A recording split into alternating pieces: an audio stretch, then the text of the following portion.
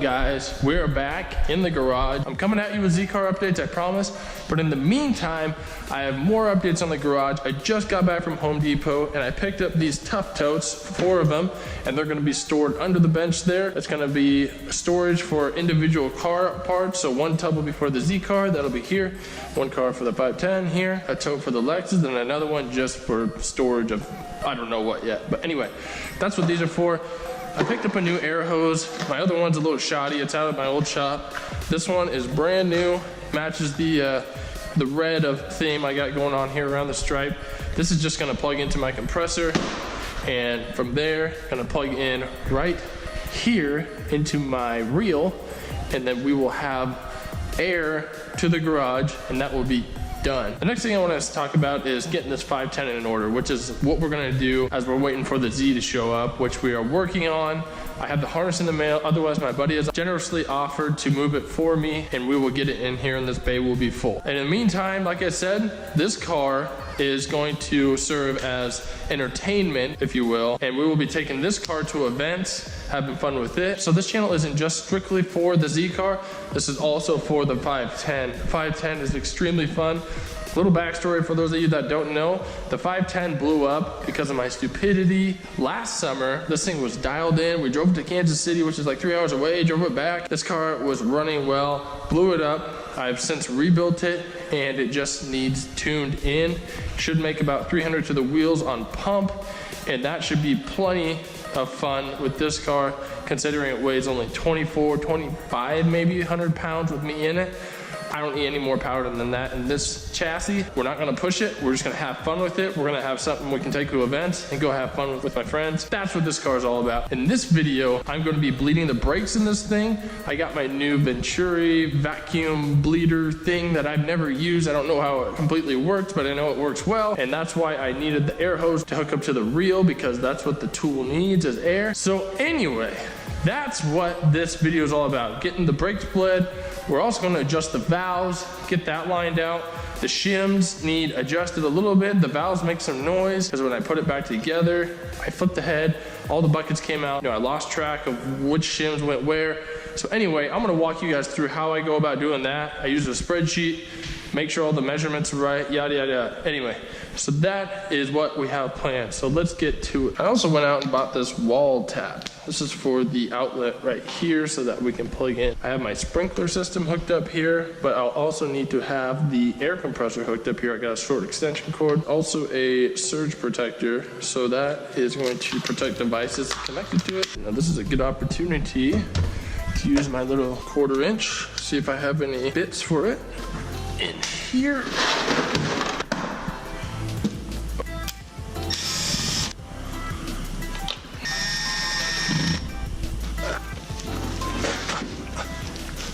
This is why I hate rolling up hose, because it sucks.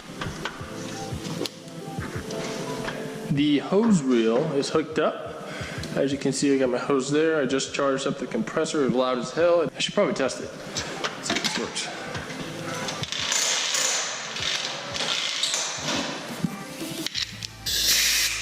Whew.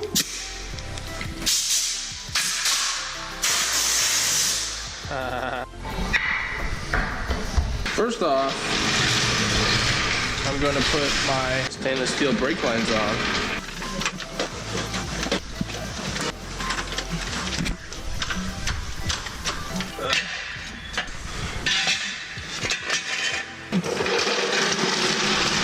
As you can see, the rear diff is constantly leaking. Okay, so basically, these brake lines, I have stainless steel lines for it. So, and this rear diff cover needs to come off. Hopefully, it's not a pain. Hopefully, I can just take this brace off.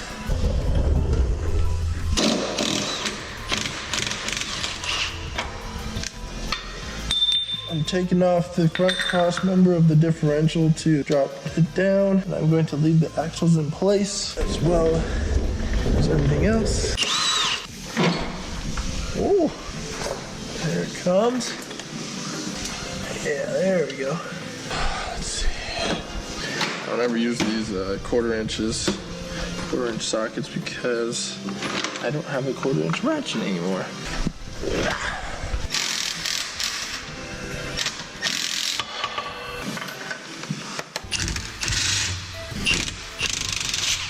There we go. Take cross members off.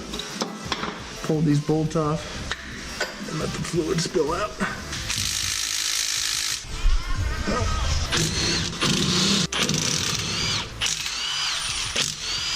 These tools are so nice.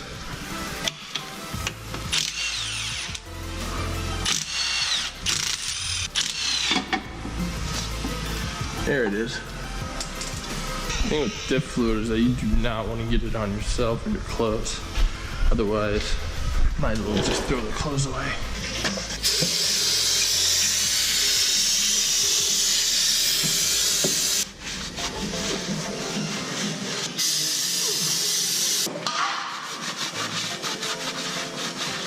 I personally have had extremely good luck with this stuff. It's called the right stuff. Bead of sealant on there. Let's throw this bad boy on. Very carefully guide it in here. And get our bolts in. And we'll just run them down with this. Won't necessarily tighten them.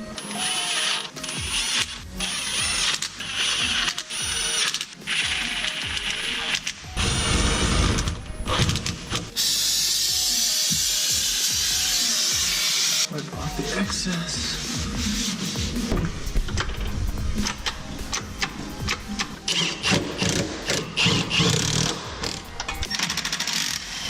Got the exhaust back on, got the diff back up there. Need to put some fluid in it. And this is the 510 one. So here are our stainless steel brake lines that I never put on, but I'm going to right now.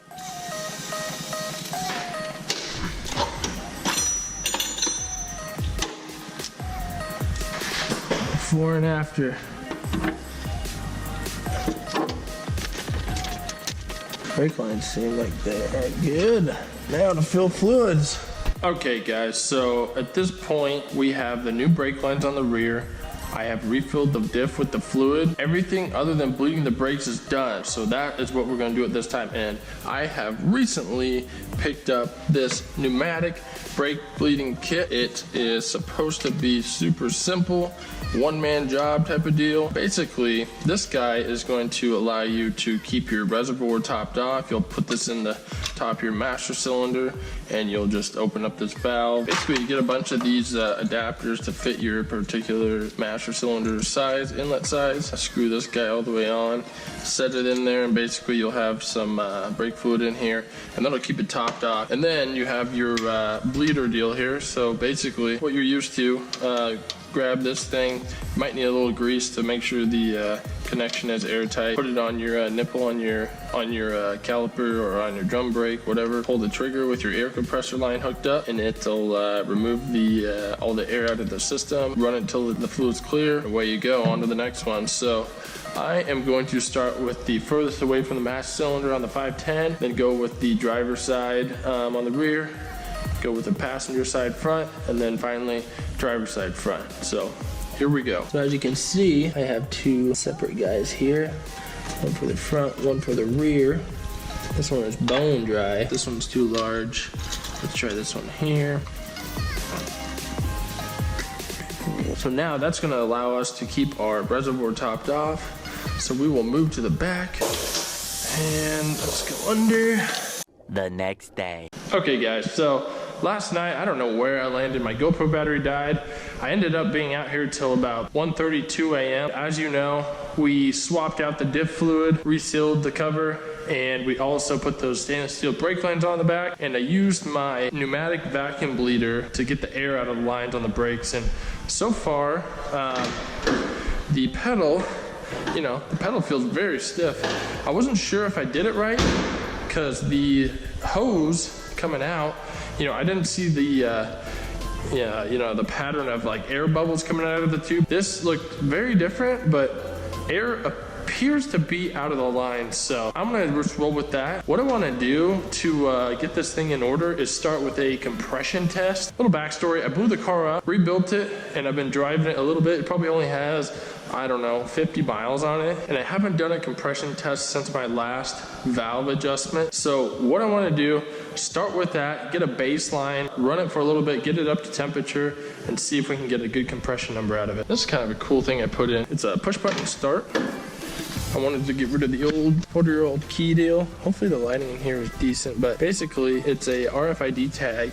You tap it to your antenna, and that tells the car that it's okay to, you know, it's safe to let this person start the car. So this is, you push it once, I believe it's accessory.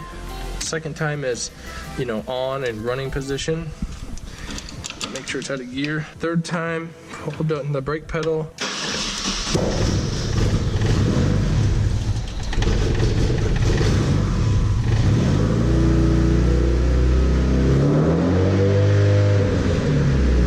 So it runs very rich. I'm gonna grab my laptop and see if I can find a cable and kind of play with the tune a little bit. I want to make sure, you know, cover my bases here, make sure the timing matches the ECU, the physical timing on the distributor matches the ECU. And in order to do that, I'm gonna lock the timing at 20 degrees or somewhere around what it likes to idle at, and just make sure that they match up. So what happened when I blew the motor up is that the computer didn't match the distributor. The distributor was retarded 6 degrees. I corrected the distributor, and at that point on the computer it matched the distributor, but however, I advanced everything 6 degrees. It was just too much timing. Let's see if we can confirm that here. As you can see, we got 20 degrees of timing, and I'm just gonna go ahead and make sure with the timing light that matches. Timing light. I don't know if you guys can hear that very well in the video, but it chatters because of those valves need a little bit of adjustment. So I'm gonna grab onto spark plug wire number 1, put this to power, this to ground. There's 1, 2, 3, 4, 5, 6 marks. The top is 5 after top dead center. 0 is the second one down, and then 5, 10, 15, 20. You know, the bottom one is where you're at. 20 is that very bottom one. So let's just double check here. We're still at 20 degrees of timing on the Mega Squirt. And if we go back here, we want to make sure we're on that very bottom mark, which I believe we were. That'd be a degree or two off. So let's go ahead and adjust that a little bit. Now we're right where we need to be. Tighten this guy down. Always want to make sure this guy is tight. Okay. So here we are. Still got our warm-up enrichment going.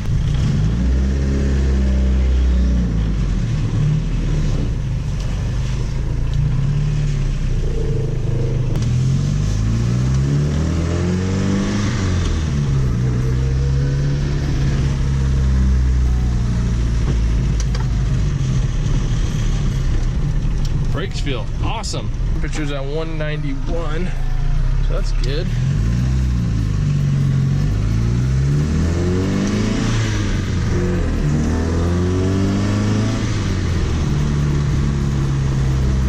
Oh, it feels good to be back in this thing.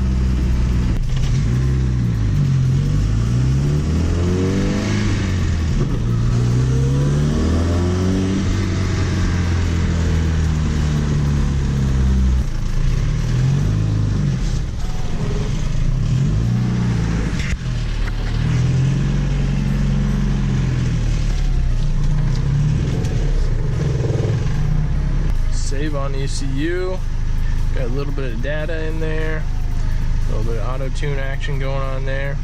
So this is cool. I don't know, for those of you that know, I'm running a Mega Squirt system, not MS3 Pro, but just the base MS3, and this thing is awesome. This auto tune, you can basically street tune your car with this thing by yourself, just driving around, and it automatically adjusts your fuel table values based on your AFR table. You gotta make sure your AFR table is set up correctly, but man, when you get it right, I mean, this thing's so easy to use and so intuitive. Let's go ahead and check the compression now, make sure everything's good there. I'm sure it is, and assuming it is, we'll go ahead and start on adjusting those valves and getting them dialed in, and I'll walk you guys through the procedure on doing that. Let's go ahead and check the compression.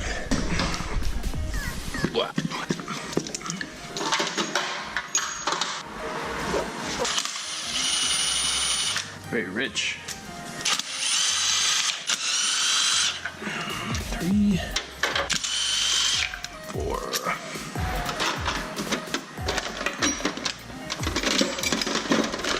Run this down into the spark plug hole. Probably just want to pull your fuel injector clips off so it doesn't pump fuel into your engine as you're cranking it.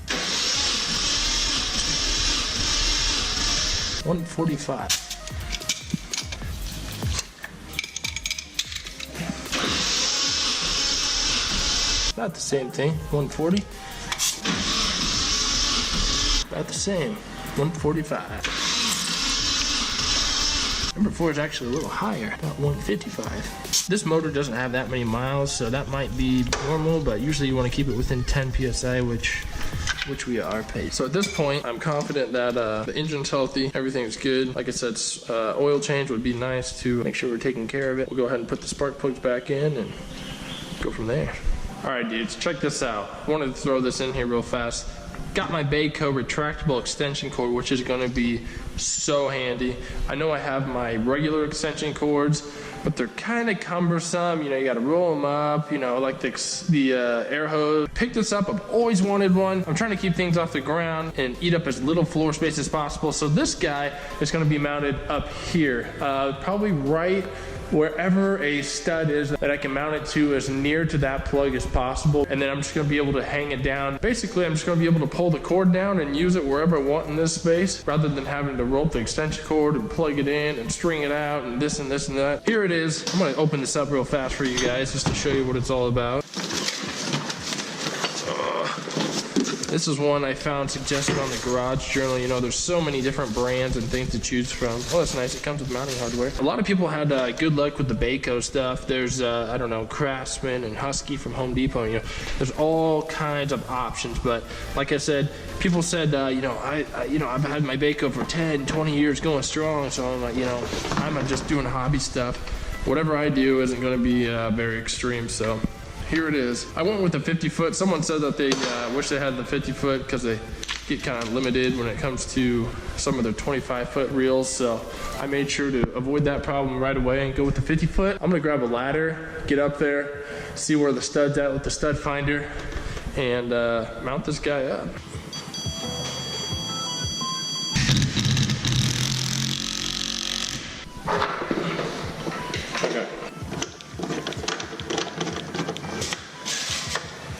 There we go. Now, when the garage door's open, hopefully it's not too much of a pain in the ass to